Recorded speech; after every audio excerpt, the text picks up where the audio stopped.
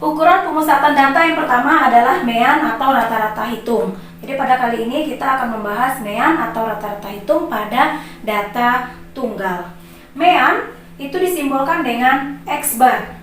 X bar sama dengan X1 tambah X2 tambah X3 tambah dengan titik-titik tambah XN dibagi dengan N, di mana X1, X2, X3 sampai dengan Xn itu adalah data dan N adalah banyaknya data. Jadi artinya adalah semua data kita jumlahkan, kita bagi dengan banyaknya data untuk mendapatkan MEAN atau rata-rata hitung.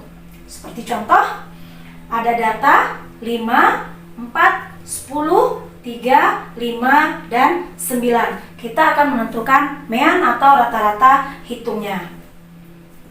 X bar sama dengan semua data dijumlahkan. Ini data pertama 5, kita tambah dengan 4, ditambah dengan 10, ditambah dengan 3, ditambah dengan 5, ditambah dengan 9, dibagi dengan 6. Kenapa? Karena banyak datanya adalah 6. 1, 2, 3, 4, 5, 6. Berarti X bar sama dengan 5 tambah 4 tambah 10 tambah 3 tambah 5 tambah 9 itu sama dengan 36. Kita bagi dengan 6. X bar sama dengan 6. Jadi rata-rata hitung atau MEAN daripada data tunggal ini adalah 6. Ukuran pemusatan data yang kedua itu adalah median, biasa disimbolkan dengan ME. Median itu adalah nilai tengah data setelah diurutkan dari data terkecil sampai data yang terbesar. Nah, untuk menentukan median ini ada dua. Yang pertama, kalau seandainya jumlah mediannya genap, ya, itu rumus yang kita gunakan adalah data ke N/2 tambah data N/2 tambah 1/2, di mana N adalah banyaknya data. Contoh, tentukan median dari data 7, 5, 4, 5, 4, 7, 6, 8, 6, 6. Nah, untuk median kita harus mengurutkan data yang terkecil sampai dengan data yang terbesar. Oke, kita urutkan 4, 4, 5, 5, 6, 6, 6, 7, 7, 8, di mana banyaknya data adalah 10. 1, 2, 3, 4, 5, 6, 7, 8, 9, 10. Nah, karena N sama dengan 10, maka ME genap, ya, karena 10 adalah genap, maka kita gunakan rumus ME genap sama dengan data ke N/2 ditambah data ke N/2 tambah 1/2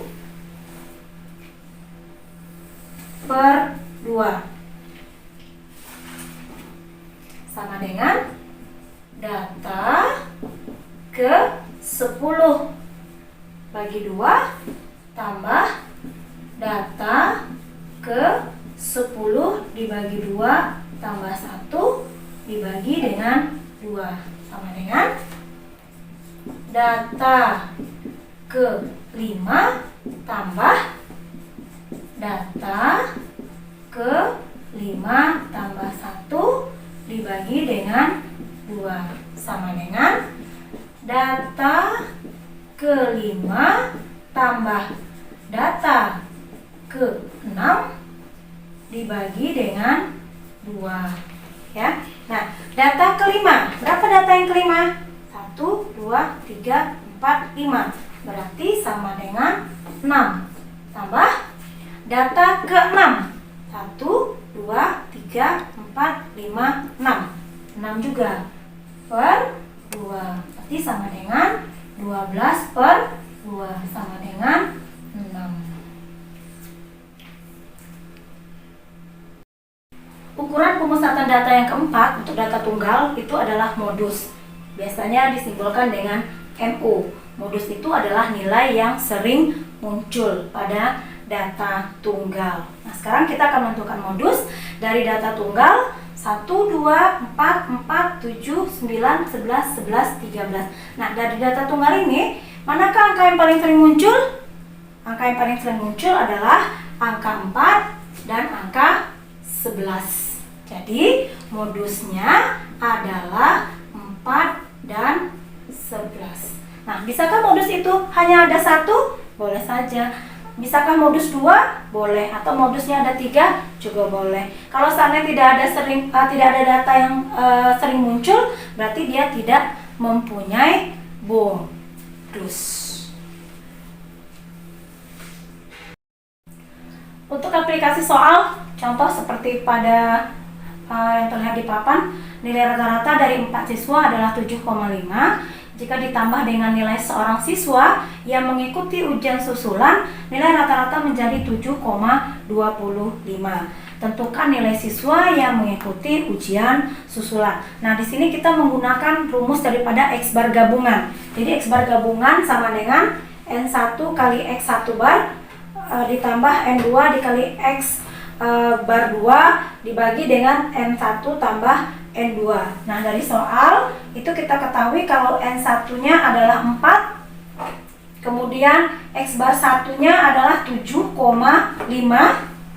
Ini dia. Kemudian N2-nya adalah 1. Kenapa 1? Karena jika ditambah dengan nilai seorang siswa, berarti N2-nya adalah 1. Nah, setelah ditambah dengan seorang siswa, nilai rata-ratanya menjadi 7,25. Jadi 7,25 ini adalah X bar gabungan, 7,25. Nah, yang ditanya adalah X bar 2. Kita masukkan ke dalam rumus. X gabungan itu berarti 7,25 sama dengan 4 dikali 7,5 ditambah 1 dikali X bar 2 dibagi dengan 4 ditambah 1. Berarti 7,25 sama dengan 4 kali 7,5 30 ditambah 1 kali X bar 2 berarti X bar 2 dibagi dengan 5. Oke, kita kali silang.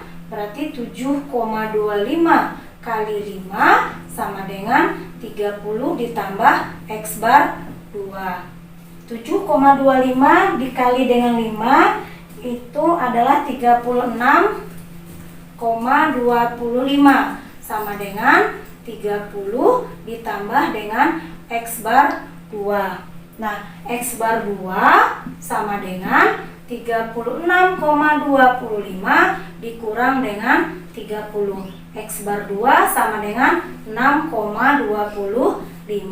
Jadi nilai siswa yang mengikuti ujian susulan adalah 6,25.